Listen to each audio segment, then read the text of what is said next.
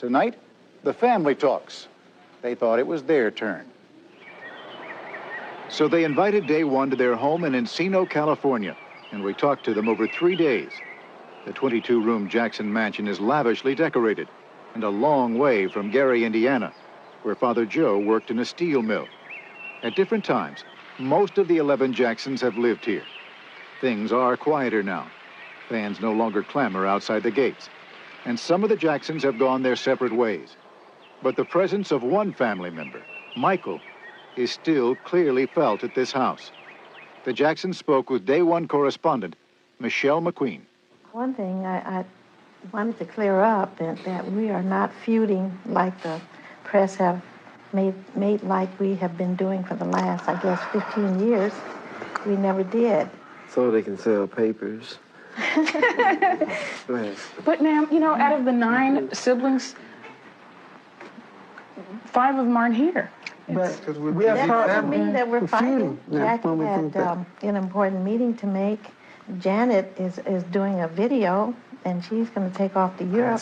So Michael's doing what he has to do. And I left the studio. Marlon lives in San Diego, and he's under the weather, but he had some important things to do. LaToya wasn't there either, although no one expected her. She's been saying some very harsh things about her father, Joe, which we had heard he wanted to talk to us about.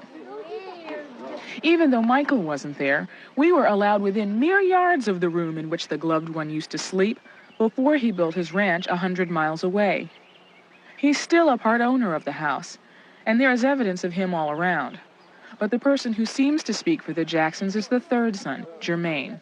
And if we don't get anything else, the fact that they brought us out here from Indiana, 9 kids drug-free, and we became something, that's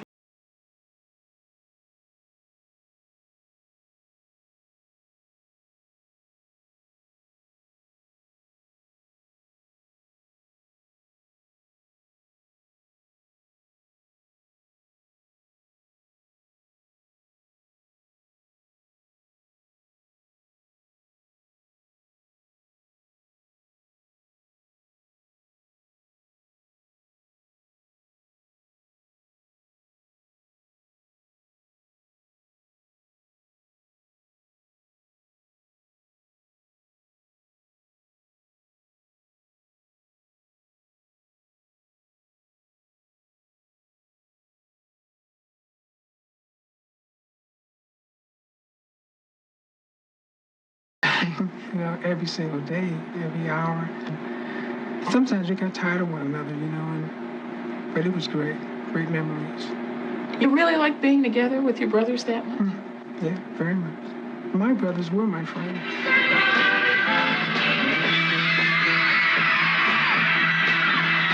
The early years were the busiest for the Jackson 5.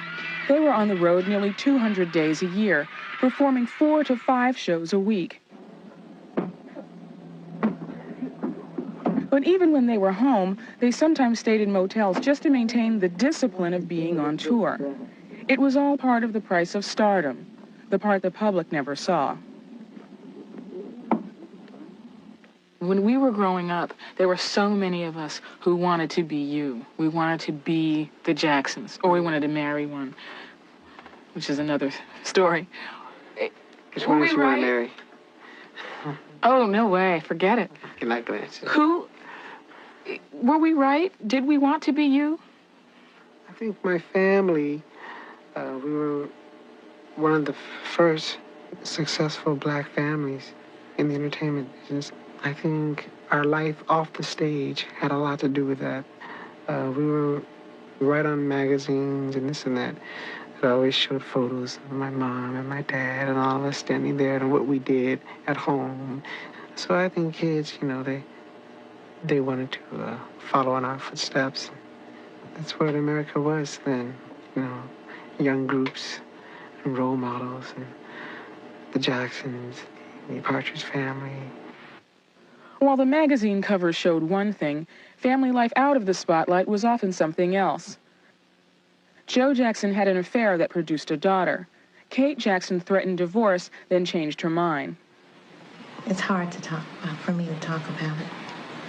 So. Anything you want to talk about? Yeah, love overconquers the divorce. So There was no divorce. Let me answer that. You had a chance? No, I guess he answered it. In time, Joe Jackson's role in his children's careers would give people a lot to talk about. But in the early years, all most of us knew was that the former steelworker had somehow gotten his family out of Indiana, groomed for stardom. What do you think was driving your father? I think at that time, he just wanted to get out of Gary, Indiana, and move on to something different. And he wanted to see all of his kids very successful in life. And whenever they would do something wrong, Joe didn't whip them all the time, but he'd punish them sometimes.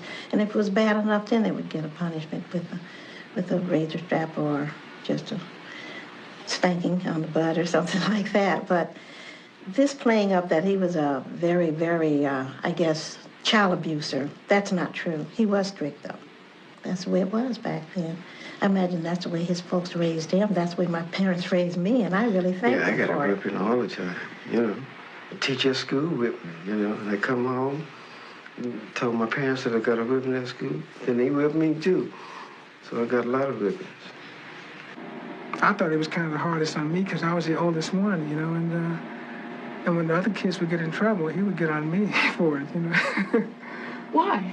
Because I was the oldest, you know, and Rebe and I was the oldest, so he would make sure we kept a close watch over the kids. And in most cases that I can think of, we weren't allowed to go visit or stay all night with other kids. Why was that? Because he didn't have control and didn't know what was going on, didn't know how their parents were, how lenient they may have been, or what they allowed the kids to do. There's 6 boys in that house. And, you know, we were rough. It's a lot, and there had to be some order, you know. And so I look at where we are now. And look what we have now. Look what we are. Look what we do. It's great. So something was right. So I thank my father. Maybe certain family members were more sensitive as to the way he was, but he was not a child abuser or beating us. Or this. And I mean, that's the term they use, but any black family out there can relate to. If you did something wrong, you got a whipping. Your son Michael said in a recent interview that he was frightened of you. He says that he was so frightened of you sometimes that he would be sick. Is that true? Well, I just knew about that when I heard him mention that on TV on the Oprah Winfrey show. I didn't know anything about him being sick, but regurgitating. But if he did regurgitate it, he regurgitated all the way to the bank, you know. What do you mean? I mean, by me being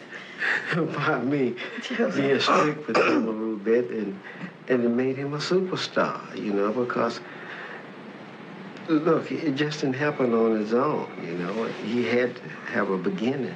All of them had to have a beginning. Driven by their father, the group had 23 top 40 songs. On his own, Michael had 25 more and 11 singles that hit #1. His greatest success, of course, was Thriller. That was the best-selling album of all time. When we come back, we'll hear what the Jackson family has to say about Michael's enormous success and about LaToya's charges of sexual abuse. It's close to midnight. Something evil's lurking in the dark. Day One continues. In the 1980s, the public's attention was increasingly turning to Michael Jackson. While he and his sister Janet focused on their music, most of the others began to slow down and raise their own families. But whether or not it was their choice to forego the limelight, many in the family were beginning to feel left behind. I reach out my hand to you. 1983, the 25th anniversary celebration of Motown Records. At first, Michael said no, he wouldn't be there.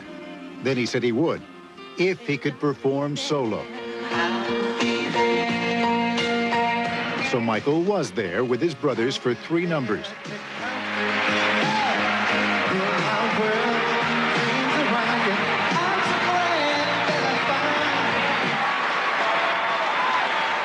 Then on cue, the brothers left the stage and Michael was on his own. Rock historians say this is the moment when Michael's solo career took off. His individual talent now overshadowed the success of his family. I used to go by Michael's room and I see on his wall, he's right, I will sell 20 million records on this mirror. I said, you out of your mind. I would tell him that, you know. I said, Michael, you might sell about maybe 7, but not 12. He sold 42 million records. Showed you. Yeah, he showed me. He sold 42 million records, you know. And it's hard to stop something like that and come back after you got a career like that, you know. Maybe I would have done the same thing, you know. Were you ever jealous? So it was okay with you when your little brother Perfectly went out okay. front? Perfectly okay, yeah. It comes so easy for him. Melody, song, dance. He just lives and knows and loves it. And it's such a natural part of his life. It's easy. Is it easy for you? Depends on what I'm doing. Dancing like Michael Jackson, no, it's a nightmare for me.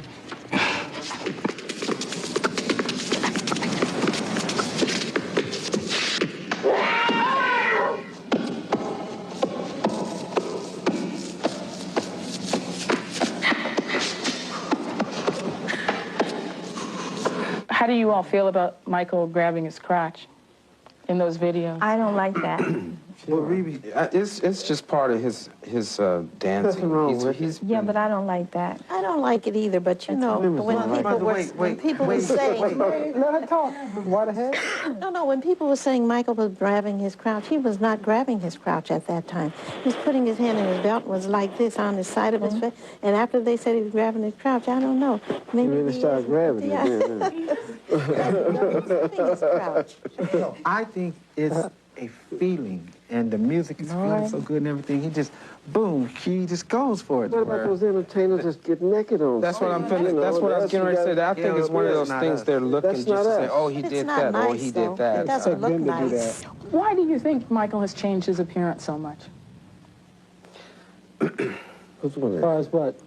The plastic surgery? Cosmetically? Well, it is true what he was saying about his skin problem. And I was so happy when he said that because I always knew he had this problem. And I always said, Michael, why don't you let it be known that you have this skin disorder? Yeah, because they kept saying that he wanted to be white. I know.